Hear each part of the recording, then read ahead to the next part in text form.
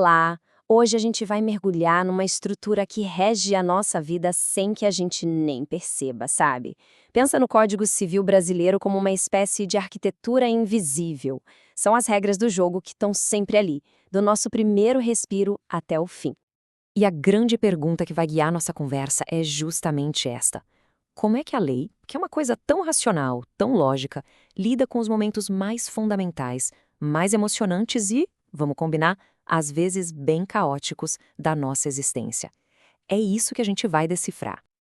Então, vamos começar pelo começo, né? A primeira questão é a mais básica de todas. Para a lei, quando é que a vida realmente começa? Qual é o marco zero? O momento exato em que um ser humano ganha o carimbo de pessoa perante o direito.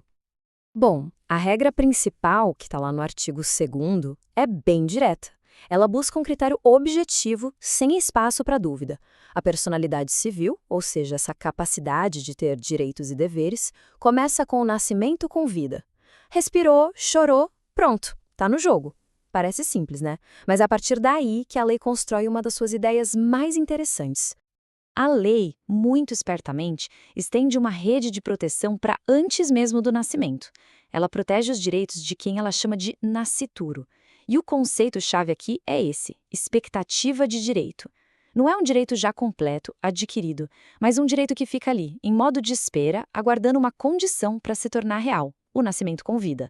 A lei faz isso para que o acaso, o tempo, não prejudique quem está prestes a chegar no mundo. E esse exemplo da herança ilustra isso perfeitamente. Imagina que uma avó deixa uma parte dos bens para o neto que ainda está na barriga da mãe. Esse direito à herança fica ali, guardado, congelado. Se o bebê nasce com vida, e olha só, mesmo que seja por um único segundo, pronto, a condição foi cumprida, ele herdou. A partir daí, essa herança é dele e vai para os herdeiros dele. Agora, se ele não nasce com vida, essa condição nunca se realiza e a herança simplesmente volta para o monte, como se o nascituro nunca tivesse sido incluído no testamento. Então, ok, ter direitos é uma coisa, mas poder exercer esses direitos pessoalmente, tomar as próprias decisões, aí já é outra história. É aqui que entra o conceito de capacidade civil. Vamos ver como essa autonomia vai sendo construída aos poucos. A lei cria categorias para proteger quem ainda não tem pleno discernimento. De um lado, os absolutamente incapazes, que hoje são os menores de 16 anos. Aqui, a vontade da pessoa é substituída pela do responsável. Do outro lado, os relativamente incapazes. Aqui, a vontade da pessoa já importa, mas ela precisa de uma validação, de uma ajuda. E a diferença entre representar e assistir é crucial. Representar é agir no lugar de alguém. Pensa num pai assinando um contrato pelo filho de 10 anos. Agora, assistir é agir junto com alguém. Imagina esse mesmo pai assinando o contrato ao lado do filho de 17 que também assina. E vale um lembrete. O artigo 3º mudou bastante com o Estatuto da Pessoa com Deficiência, justamente para promover a inclusão e criar outros mecanismos de apoio à decisão, em vez de simplesmente anular a vontade da pessoa. Mas a maioridade aos 18 anos não é um muro intransponível. A lei, bem pragmática, prevê alguns atalhos para a pessoa atingir a capacidade plena. E o nome disso é emancipação.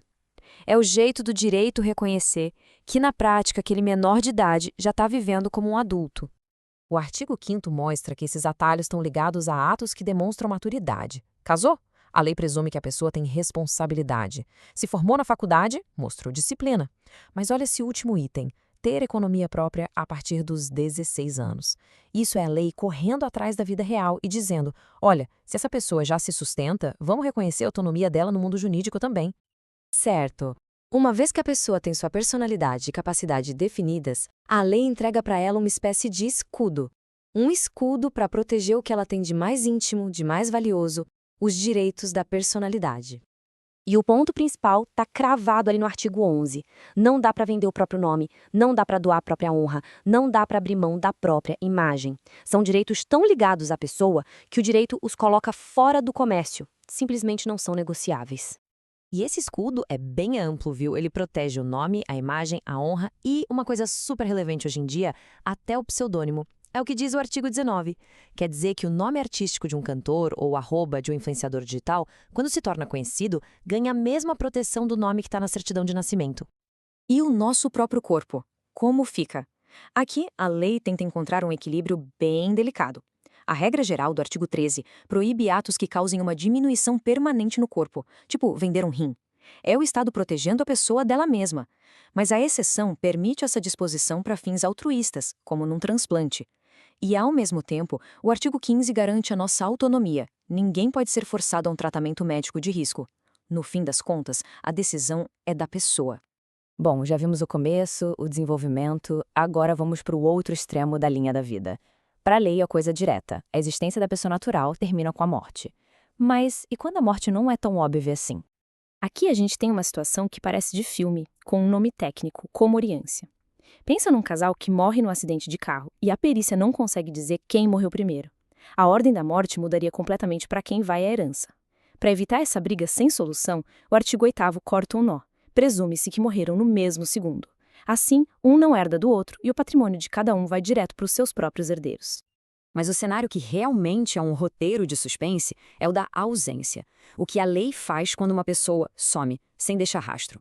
Não é uma decisão de uma hora para outra. É um processo lento, cuidadoso, que tenta respeitar tanto a esperança de que a pessoa volte, quanto a necessidade de quem ficou de seguir em frente. É um verdadeiro drama jurídico em 3 atos.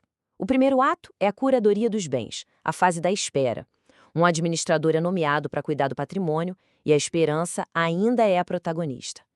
Depois de, no mínimo, 1 ano, a gente entra no segundo ato, a sucessão provisória. É a fase do limbo. Os herdeiros já podem tomar posse dos bens, mas é uma posse cheia de restrições. E só 10 anos depois disso é que a gente chega ao ato final, a sucessão definitiva. É aqui que a lei, com pesar, declara a morte presumida e a propriedade passa de vez para os herdeiros. E aí vem a pergunta de $1 milhão, né? E se depois de todo esse processo, mais de 1 década depois, a pessoa que sumiu simplesmente bate na porta? O que acontece? A resposta do artigo 39 é, ao mesmo tempo, brutal e muito pragmática. A pessoa que voltou vai ter direito só ao que sobrou, no estado em que estiver. Se a casa foi vendida e o dinheiro já foi gasto, paciência. A lei, nesse ponto, precisa proteger a segurança de todo mundo. É um jeito amargo de reconhecer que a vida, para quem ficou, teve que continuar. Olhando para todo esse caminho, o que a gente vê é uma tentativa do direito de criar uma estrutura lógica racional para situações mais humanas e muitas vezes mais bagunçadas da vida. Desde dar um status especial para quem nem nasceu, até criar um procedimento super detalhado para lidar com o vazio de quem desapareceu. E isso nos deixa com uma reflexão final.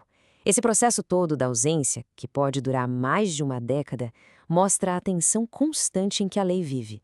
De um lado, ela tenta proteger até o último fio de esperança pelos direitos de quem sumiu.